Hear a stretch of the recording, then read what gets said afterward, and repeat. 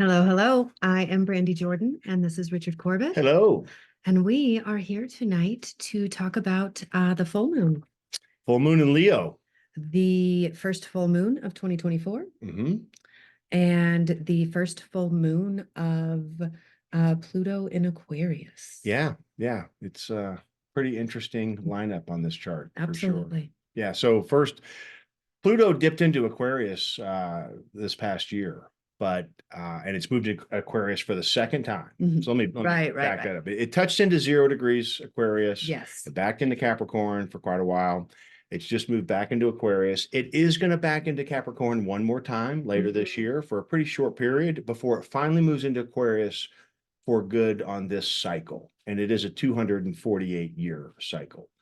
But this will be the first full moon with Pluto in Aquarius. And that's pretty significant. And we may come back to that again, I think, in our discussion. Yeah. And we should show the chart because while we're talking about this. So welcome. Here we go. Yeah, let's take a look. Let's dig in here. A lot of interesting things to note on this wolf full moon is what it's called. According to what we read, that is because the colonialists, American, around the time of, well, a few hundred years ago. Well, speaking of the last time Pluto was in this situation, they said that they could always hear wolves howling outside their cabins on this particular full moon. So that's what we read, that why it's called a wolf full moon. I haven't heard any wolves tonight. We do have coyotes out here every once in a while, but I haven't heard anything yet. All right, so here's the chart. So this full moon was exact. We're recording this on Thursday evening our time. It was actually exact this morning at 10:53 a.m., January 25th, 2024. Thank you. That was a mouthful. Yeah, so these charts are for the exact time of the full moon. Body graph on the left, astrological wheel on the right. So as I was mentioning earlier, let me get annotator. And let's deconstruct this and see what we can uncover. So we can see that Pluto, as I mentioned, has just come back into Aquarius. And so at the time of this full moon, it's right at, oh, this is Friday's chart. I got the wrong chart here. Flipped a second ago. Yeah. So 5 degrees separation between the sun and Pluto. Still pretty close in astrological conjunction terms. Right. And that sun at 5 degrees Aquarius is exactly opposite 5 degrees Leo, where the full moon is. Right. So let's back up a little bit too. So we had the new moon a couple of weeks ago in Capricorn. We did. And then in Capricorn, it was about structuring what has been born or is coming to be born from 61 to 60 to 54. And before then, this is all logical structuring, the 58, the 38, the 54. And then 61, I love that, right in the middle, to shake things up a little bit. And then accepting the limitation of the constriction of what is happening. And then 41 is the birth of something. But before birth, it is this structured time of being able to allow the process to uncover what is coming. And so that was the Capricorn new moon. That was the new moon. And then 4 days ago, we had the Rave New Year. So the sun moved into gate 41, line 1, kicked off a new experience of the solar year. Right. Okay. And so and also if you haven't heard that, we're going to say a lot of things about that Rave New Year. A lot of the outer planets have not moved much because it's only been 4 days. Right. So it's posted. But when we took a dive into that chart, we talked a lot about individuality, which we're still seeing quite a bit of. We have the channel of the perfected form, a design of survival. And 9 out of 13 gates on the Rave New Year were in individual circuitry. And if you count Chiron, which I like to do, it was 10 out of 13. Right. So a large background frequency of this solar year is going to be about individuality. I mean, we're going to see that in the world. Everyone's going to have this pressure from the planetary weather of inner truth. Yeah. Who am I? What am I? What is my voice? Uranus is in gate 23. So we'll go through these again, but that was just to say about our Rave New Year talk. That was a large theme of that. It was, absolutely. And now it feels like this full moon is coming up, bringing up the supports in the rear, saying, okay, well, now here's some gifts, some help, some frequency that will allow you to put into place and into motion what you have engineered thus Mhm, far. mhm. And so then we can mention about how so many transpersonal energies Right. So are let's alive. let's start with the sun, earth, moon, and just break this full moon down a little bit. Mhm. So line 4 of gate 41 was Correction. mhm. The ability to adapt to limitation, um, and correct. And so and then 30, the gate of influence with the moon and gate 31, line 4. Right, was the, I think, keynote of intent. Mhm. Yeah. Recognition, public acknowledgement of nurturing. So it's about the perception of public, of your leadership in public. And we also have the nodes are in line 4. So very interesting to note that in all of these activations, there are only 2 gates that are lower trigram. Mhm. All of the others are transpersonal. And when we look at this initial lineup from the sun, earth, moon, and the nodes of the moon, they're all in line 4. They're all in line 4. And so I think that there's some things certainly to contemplate about that, this externalization of the foundation. Right. We're in Aquarius, Mhm. which is well, Aquarius is very it is contrarian is the Aquarian way. Right, right. It often speaks to the idea of social equality or uniqueness. Uranus rules Aquarius. And so I'm just sensing this vibrational quality of how we are supporting through our network and externalizing the foundation of what a lot of this individual circuitry is about. And has already built. Mhm, mhm. And it's going from who am I with Leo in the moon, and what is my truth within this Aquarian world that we're now entered into, and how can I, using my intuition as the director to master relationships within limitations with the proper intent for correction. Mhm, mhm. That's those keynote. That's a good keynoting. And now what happens is, as we're now, talking about this full moon, the sun and the moon, and of course the earth, being conjunct the moon. Mhm. But we got to talk about this Pluto again, because this is really big. I mean, again, this hasn't happened for around 250 years. This is in history. This was the time of the American Revolution, the French Revolution. A lot of astrologers online have been talking about this for a very long time. It is, in the sense, I feel like this full moon is a bit of a heralding Yeah. of what Pluto may bring for the next 20 years that it's going to be in Aquarius. It's going to be a long time. But super bringing this high degree of intensity Right. that the full moon would, or that the sun would be conjunct Pluto at the time of the full moon, really brings in this idea of, Pluto as a planet is always about uncovering hidden truths. I think on the journey of our soul, it's here to break things down to the essence of why we are here individually. In that sense, we see that a lot. I feel like that resonates with the message of Pluto in gate 60. The gate of accepting limitations. That's right. So that the sun can shine out what is meant to be born, the true essence of who you are. So yeah, I just feel like it's sort of feels like a little bit of a trumpet. It's kind of It does.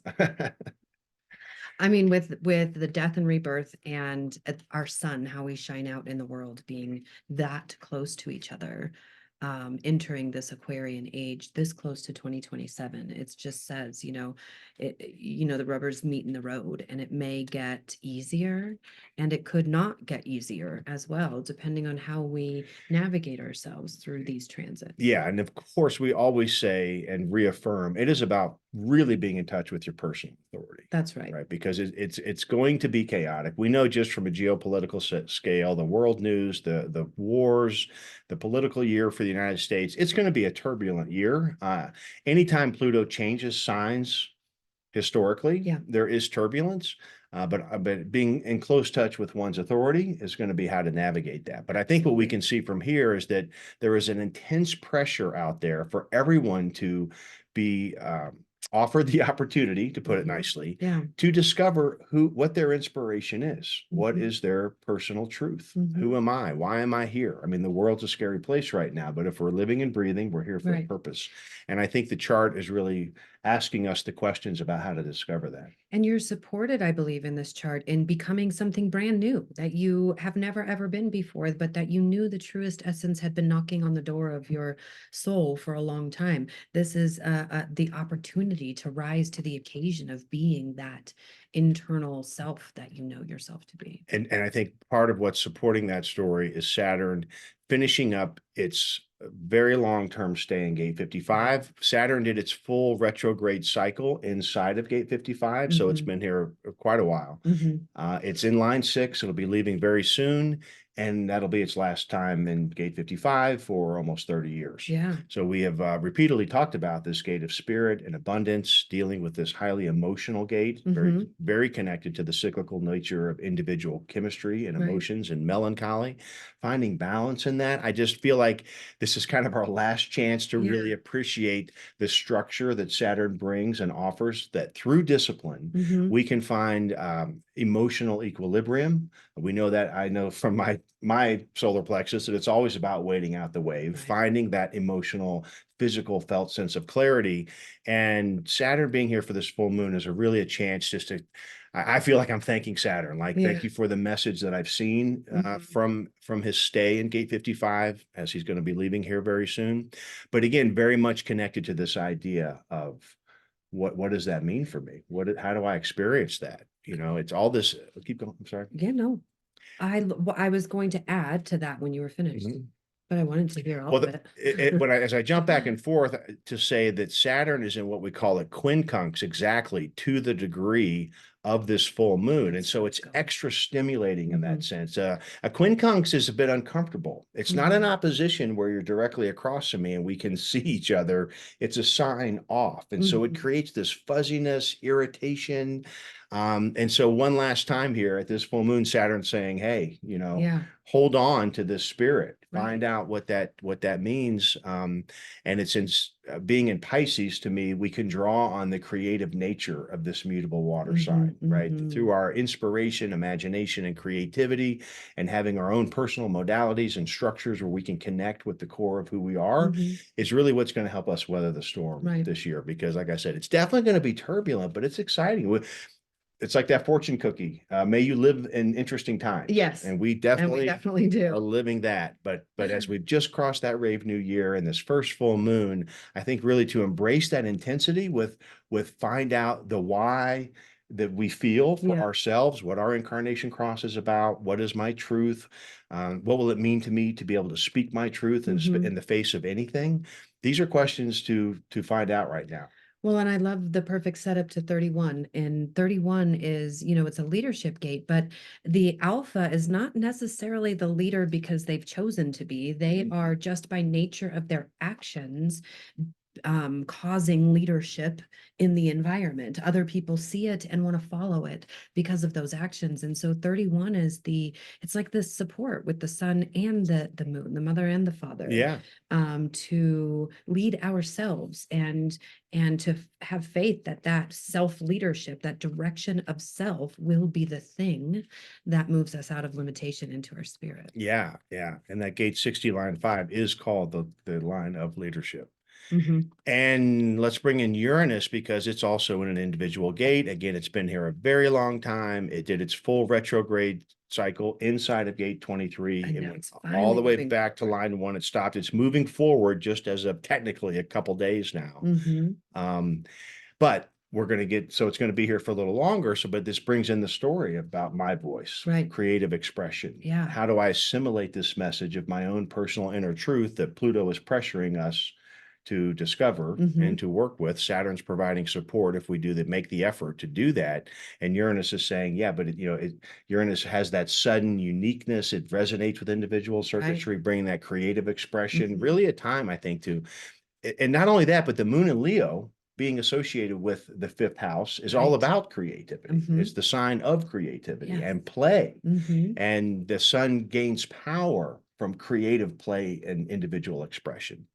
So all of this to me is just really building this very compelling story about whatever inner work one feels they may need to do or Yeah. has done to congratulate themselves, to celebrate our Mhm. uniqueness, Yeah. our creativity.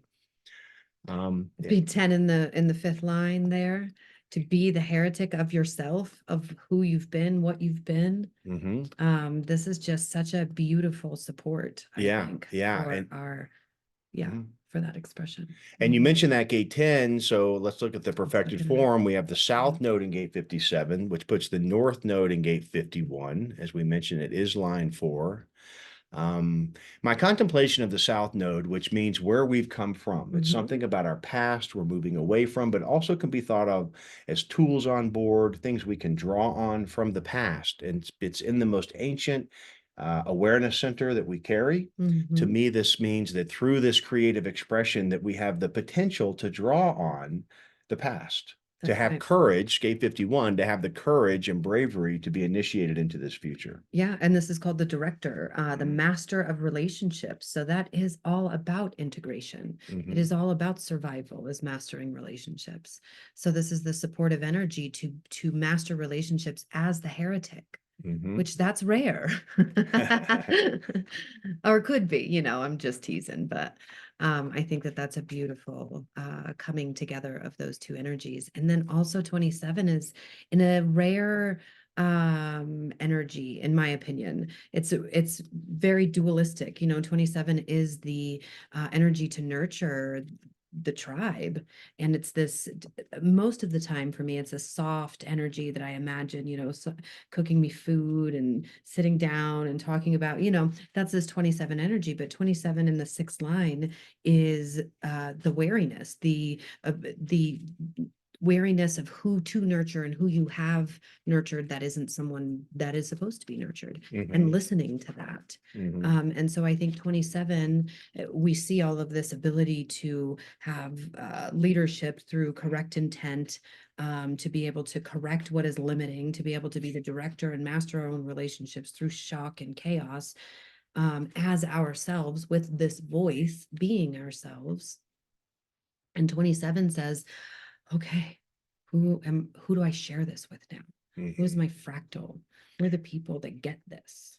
Well, what you're sharing is also extra emphasized from the astrological chart because Jupiter is forming a very tight T-square to the full moon. Mm-hmm. It's at 6 degrees Taurus, and again, the moon was at 5 degrees and the sun was at 5 degrees. So it's at the apex of this opposition, Right. which can sometimes we describe it as a release point or Mhm. something that can help balance this polarity of the sun moon. Yeah. So everything you just said rises to the surface even more. Right. Right. If we've done the work, it's the line 6 of the 27. So it Mhm. is about being the role model, the truth, the essence, the wisdom of what have I learned through discovering who I am, Yeah. and how do I care about myself as well as share that with others and be the example of what that's about. Right. And that's very supportive, I think, in terms of just the idea of all this Aquarian energy from the sun and Pluto. Mhm.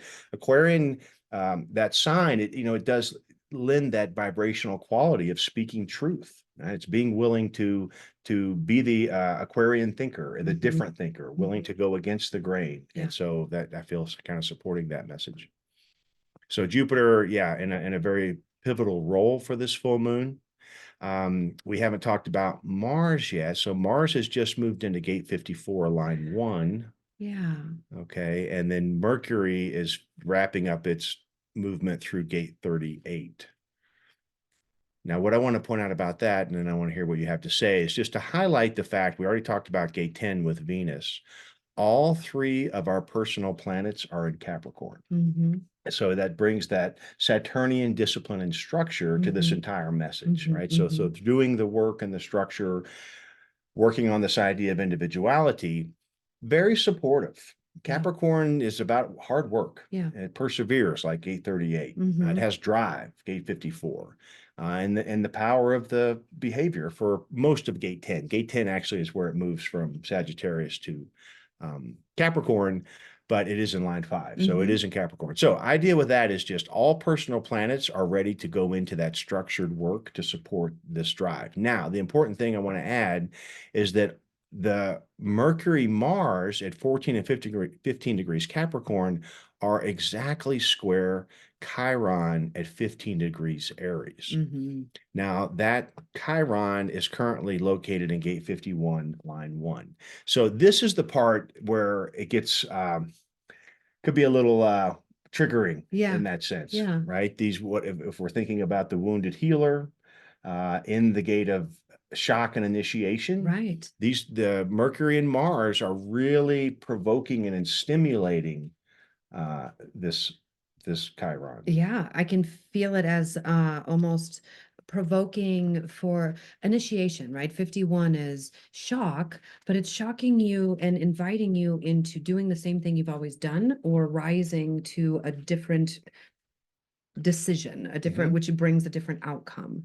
And that different decision, I think, is being supported by this Mercury and Mars, this different, more Capricornian decision that can be made in these shocking times that will then, allow our more authentic expression to be there and alive and exist rather than the same old fearful, repetitive, addictive thinking that we sometimes get into when we get into the shock and competition.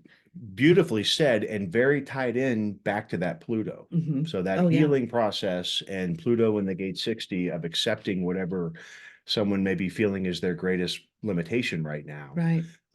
This is all tied together. Mhm. And so, certainly when we look at the aspects, there's certainly hard aspects in here, but hard aspects have dynamic energy that promote growth. Right. And so I think what I always take away from that when I see a chart like this that I think is incredibly powerful, incredibly dynamic, has historic proportions in terms of Absolutely. Pluto being in Aquarius. We are definitely in a time of transition. We're going into 2027 pretty soon. We got Pluto in Aquarius for 20 years.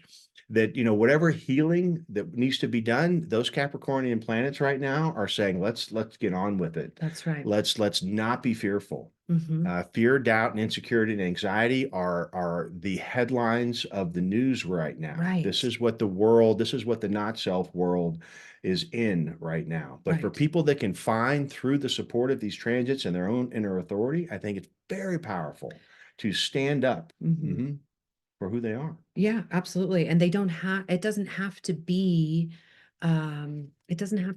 scary. It doesn't have to be, it can be something that you walk through with open eyes, and with satisfaction or peace or success or surprise, whatever that signature is. That is the way that we are designed to move through this.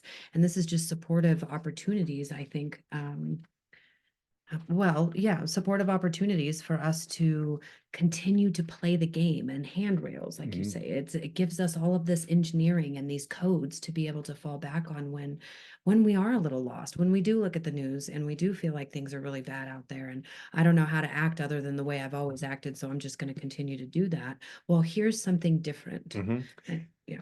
And I think what supports what you're sharing very well is the full moon in Leo. Yeah. Back to this play and creativity. Yeah. To me, and also I'm saying this because of so much individual circuitry, which we know carries tremendous uncertainty, right? The melancholy is really, it can be frightening in that sense It can due to be. the level of uncertainty. But I believe creativity is the kryptonite to uncertainty. So when we're Absolutely. in those melancholic moods that individual circuitry can take us to, going to something that touches our inner core, inner truth, inspiration, and creative exercises do Right. that. Whether it's writing, drawing, singing, for me, walking in the woods, whatever Right, it right. is, I think to me that's the message of this moon. I used to talk about when I would talk to teenagers about human design, and I would talk about the melancholy tower.